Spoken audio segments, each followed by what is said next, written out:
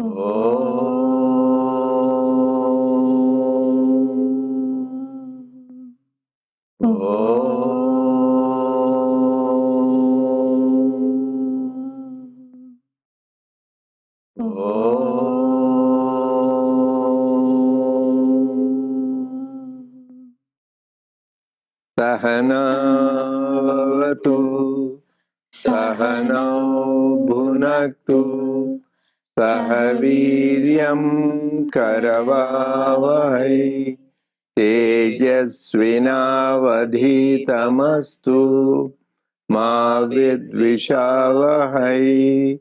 Om Shanti Shanti Shanti. May the Lord protect us. May He nourish us. May we acquire the capacity to study and understand the scriptures. May our study be brilliant, and may we not cavil at each other. Om, peace, peace, peace unto us all. Dear brothers and sisters, loving Sai Ram to everyone. We welcome everyone to the T.S.H. Sai Baba Center of Arcadia. Now we are going to have this study circle in the first session. First, I would like to wish everybody again happy and holy Navaratri. 9 nights are also called Dasara. So, and this started on October 3rd and it will culminate in Vijayadashmi on 12th. So, interestingly, as we talked about, this is happens to be a very auspicious time for Jewish people too. So, Yom Kippur happens to be on the 12th, the same day. So, Vijayadashmi, it happens now and then. Even before I saw it, a lot of times it coincides, probably because of the lunar year. So, that is the time very important for Jewish, more than Hanukkah and Rosh Hashanah, this Yom Kippur, where they communicate with God and ask His forgiveness and how to get better and purified. That's very important. So I'm going to talk about Navaratri a little bit later after the study circle. We'll have a short study circle. And Chiranjeevi and others wanted me to say a little bit, expand. Last week I talked about a little bit about Navaratri, so he wanted a little bit more about where the Purusha Saptaha Yajna. So I will talk about it because Swami performed that. We should know the significance. And before that, I think we will go back to the Gita Vahini, the study circle. So all of you received on the electronic copy, page 51, chapter 11. And it is in the hard copy, it is page 101, chapter 11. So just last week, briefly, we talked about how spiritual practices always will give benefit. That doesn't end with this life. So some people in this life, they almost reach, but they didn't get liberation. But in the next life, they die. All what you did this life, it won't go waste. You will start from there. In this life, you earn a lot of money. You have got few millions. But once you die, there is nothing. You may start all over again. It doesn't come with you. And you may have PhD or Nobel Prize this lifetime. It won't come with you next lifetime. It's gone. But spiritual practices, you continue your next life. That is why this is more important than all our physical, intellectual, or material achievement is spiritual thing. That is what Lord Krishna assures. One word, Nahi kalyana krita kachit durgatim tata gachati. O son, so anybody who does any good work, good deeds, whether it could be singing the glories of God, doing service, or doing the self-inquiry, or spreading His teachings, whatever good deeds you do, or good thoughts, good words, good, so it will never go waste. It will always have results, and you will continue from there. That is the assurance the Lord has given. So we should all remember that. So just sometimes if you say, oh, I will not get liberation, what to do? Don't worry. And also, second, the process itself is pleasure. So when you don't feel happy that when you are singing the nice bhajan, sometimes you're ecstatic, you'll forget yourself, or somebody sharing Swami's wonderful stories we hear. I heard last week, and Praveen shared, and everybody was happy. Another time, different people. So when you are in tune with God, so whether you hear his leelas, his stories, which is Bhagavatam, or sing his glories, it is not painful, it is very thing. So everything associated with God, even eating nice prasadam, so good stuff, so thing offering to God. So this is all, it is also fun, but it's holy fun. It will take you towards God. You also, these people who party, what do? They sing. We are sing, and they also have party, eat, and we also eat prasadam, and they also God talk about other things. We talk about God, the same thing, but it is directed everything towards God. So that which gives us benefit and takes us thing. So the Lord assures us, hey, don't worry, whatever you good thing you show, always discriminate and do good things. So then we said the people who are yoga brashtas, what will happen? Where will they be born? So I read Bhagavad Gita last time. So for example, this lifetime you did a lot of spiritual practices, you will die suddenly, you didn't get liberation. Next life, you will be born and Suchim Srimatam Gehe. You will be born in wealthy family, good, well-to-do family, but they have spiritual interests. Some people who are wealthy, they are more materialistic, they have bad habits, and you will be born like Prajnanisi, born in a good family with a spiritual interest. So you will start there. That is the advantage. And if you are even more advanced, then you will be born in a yogi's family, like Dhyaneshwar, Tukaram, or Sri Ramakrishna, and Vivekananda. Their parents from childhood, they will be very highly spiritual yogis. So that is the thing, that is the last life for them. So we need to continue and intensify our spiritual practices. This is what the Lord himself in Bhagavad Gita said. So anything, we need to verify with the scriptures. What are scriptures? Nothing but the words of God. So then you don't need to worry about the authenticity. Now we'll be starting on page 101, starting Jada and Chaitanya, Prakriti. And yeah, we can go after that. You can finish that whole thing because it is small thing. So yeah, Krishna, yes, Uncle, many times this kind of question comes, but I know you can nicely share. The thing is, if somebody does 10 good things and somebody does some 5 bad things, so 10 minus 5 plus. So this kind of calculation goes on with people, but they were asking this kind of question. So No, can elaborate? Yeah, in life like that, for example, you borrowed 500 rupees and somebody gave you 1,000 rupees. You pay up that 500, so you have 500, right? So you have that. That is mathematics. But in spiritual life, this mathematics won't work. I asked the Swami himself. So this is also, so because that time there were some people who are liquor barons, Swami's devotees, and even Billas. I said, Swami, but Swami was giving attention to them. So Swami was paying attention to them, but they look like what the businesses they do there is not good. So I said, Swami, this Bella also, Bella, they bad business, but they have money. So what is it? So they're, because of the bad they are doing, because of what they are serving, at the same time they do a lot of service around Swami's thing and Birla Mandir, where even Gandhiji used to go. They do. Swami says, never cancels. You have to pay for it. He gave the example.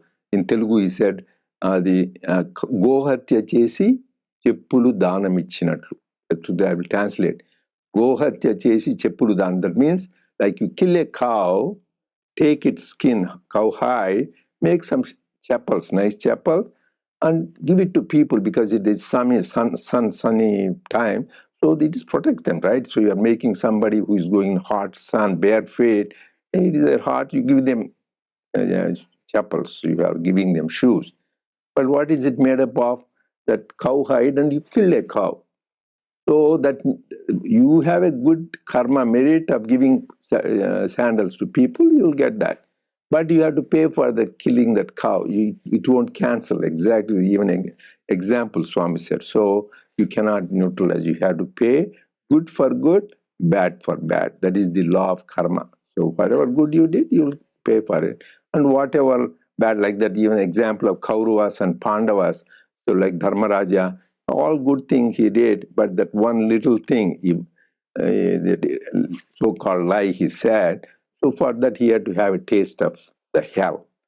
So, and even Duryodhana, even though he was bad, you think, but some good deed he did. For that he could go to heaven for a short while. So everybody, law of karma is very straight. As you sow, you reap.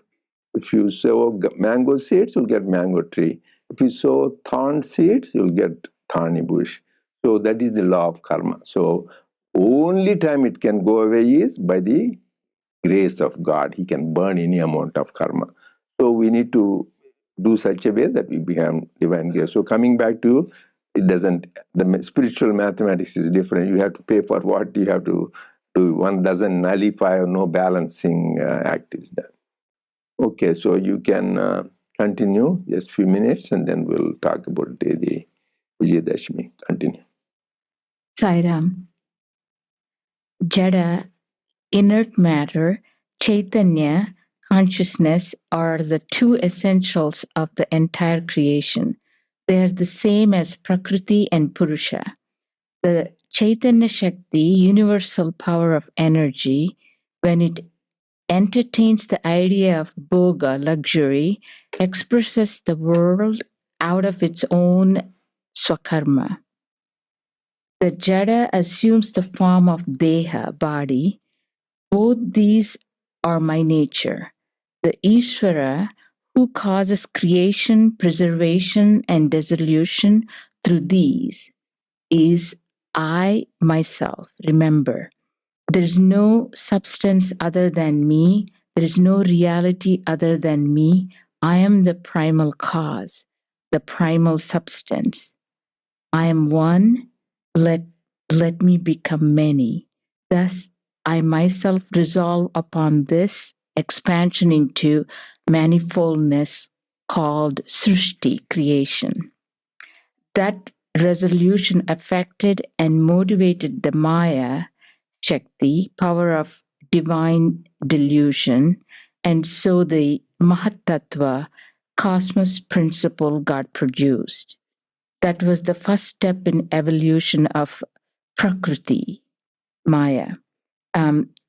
If a seed is planted in the earth and watered in a day or two, it will drink in the moisture and swell in size. The sprouting has not yet taken place, but first change is this. The Mahatattva is a happening of this type. Next, in accordance with the will of the Lord, a sprout arises. That is called Mahahankaram.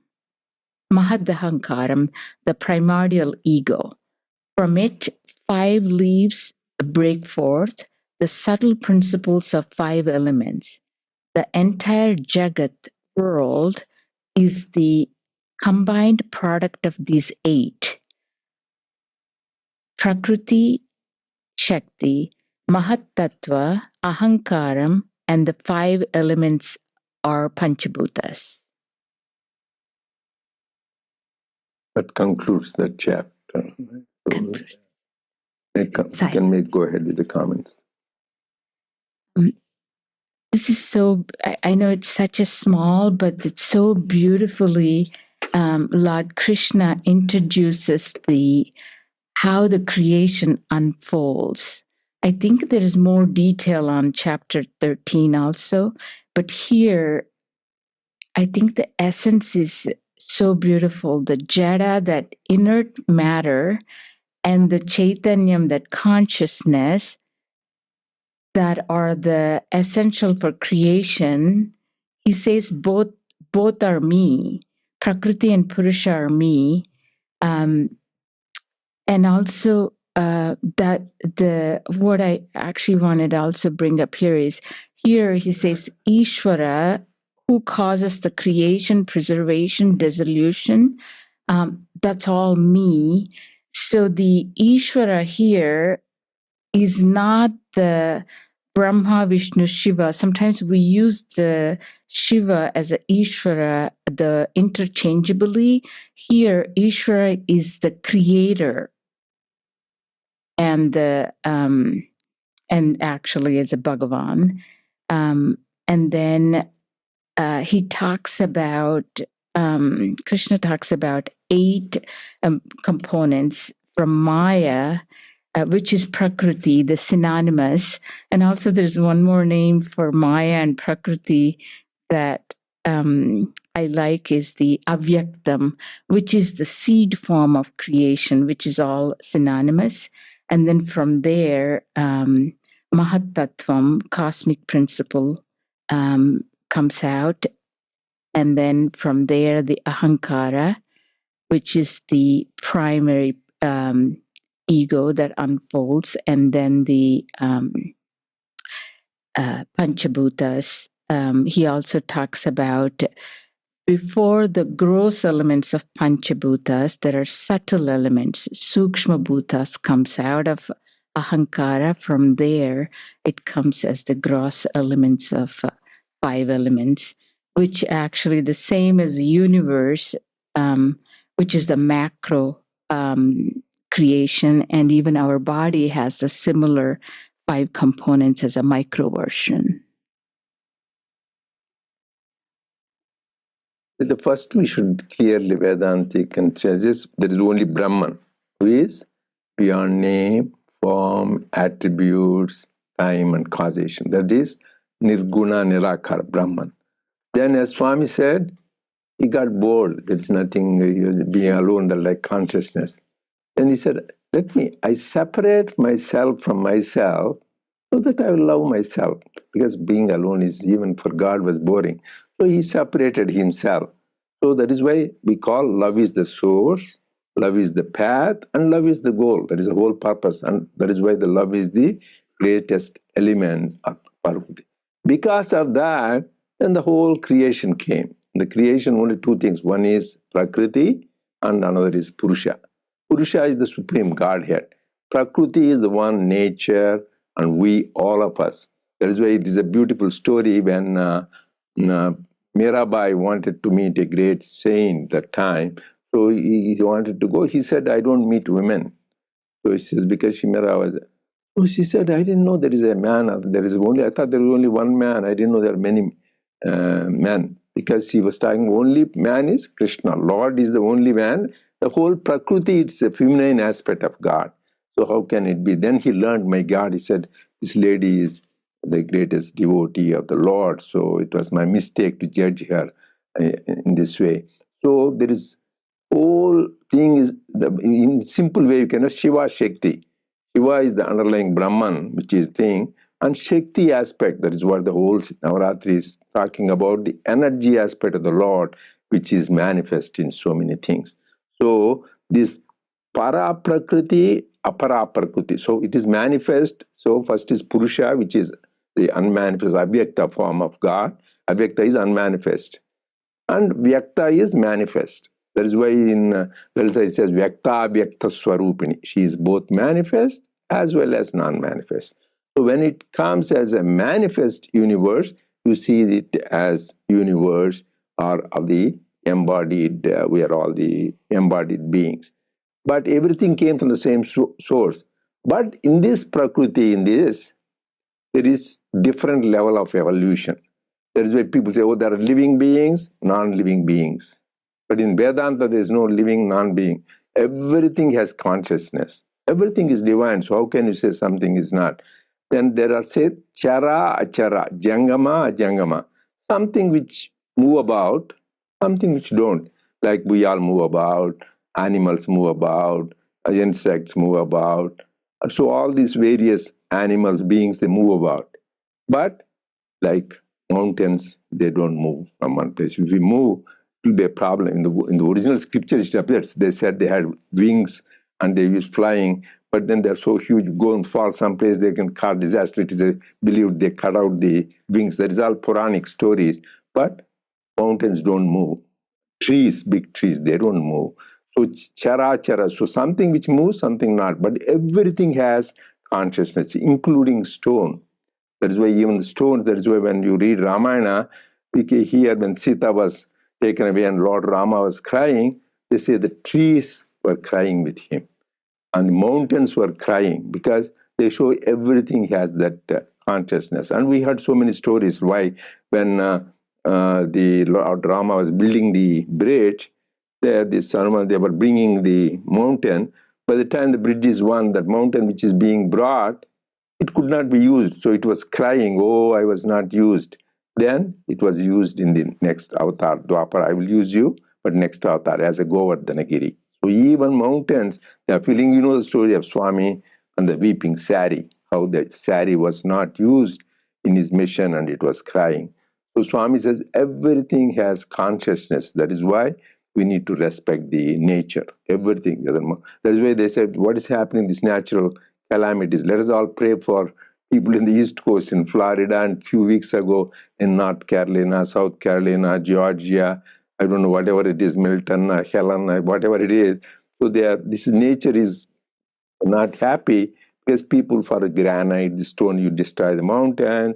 For building homes, you destroy the forest, deforestation, mountains. So Mother Nature is teaching us a lesson. Hey, you have to pay for it with these hurricanes, tornadoes. I was talking to my daughter and son-in-law. They said they have a big problem in a lot of more than 3 million people here don't have electricity, and huge tornadoes even in these places where winds with 80 to 200 miles an hour. So all these places damaged. So we have the mother nature we don't respect. So that's why Swami warned this long time ago, 50, if you read his discourse 50 years ago, he said, man has to take the consequences. So this is the Prakriti, Para Prakriti, Apara Prakriti. Para Prakriti is the supreme, beyond the Apara Prakriti is all this manifest universe. Para Prakriti is the divinity. That is why if you want to read the Mundaka Upanishad, Mandukya is for, that is for Onkar. Pranava, that is Mandukya Upanishad, that's the Mandukya. But Mundaka Upanishad talks about two kinds of knowledge, Para Vidya, Apara Vidya. The highest knowledge is Para Vidya. Apara Vidya is what we study, material sciences, biology, physics, chemistry, nuclear science, all these things, all the lower kinds of knowledge. Whereas Paravidya is this Upanishad knowledge. That is why Lord Krishna says, Vidyanam Adhyatma Vidya. Of the knowledge, I am Adhyatma Vidya. So that is given the highest priority. So this is about Para Prakriti, Apara Prakriti. So how we should have the relation. And they talked about these Panchabhutas also, how we should respect all the five elements, whether the earth, water, air, because that is why we are polluting everything. Swami said that's why we have to pay for it, to destroy the earth, be deforestation, mining and blasting, and then water pollution, air pollution, sound pollution. So that is what God doesn't, because that is part of God. You are insulting really God. So that is what about the Gita Vahini. So we'll continue chapter 12 next week.